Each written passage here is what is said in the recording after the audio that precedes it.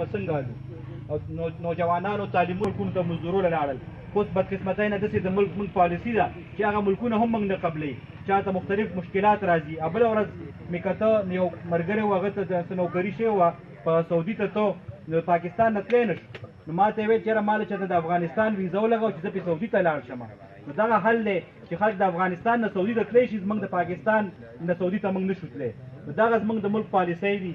دغه رنګې زموږ ملک کې دا ګراني راغلې ده، دغه رنګې بېروزګاري راغلې ده، دغه رنګې که مخکې به چېرته 24 غنټو کې 14 غنټې بجلي وه، اوس هغه هم 2-3 غنټو له راغلې. خو په دې شبقدر تحصیل کې تاسو داسې فیډرې ښیم، داسې یون کونسلې ته ښیمه چې هلته 4 او 5 ورځې بجلي نه وي.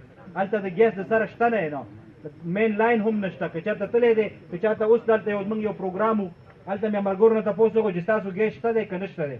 ویل چېرې چا لاس بر شوی هغه ته کنیکشن شته، د چا چې تعلق نشته هغه ته کنیکشن نشته دی.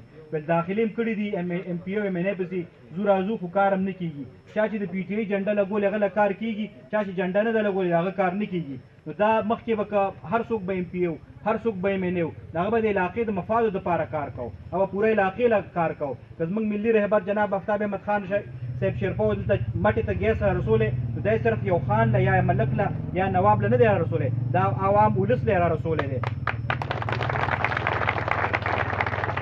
زه یو اخره کې مشر ناست دی، باقي خبرې به هغه کوي، نور یو پروګرام نیم موږ ته بل هم دی.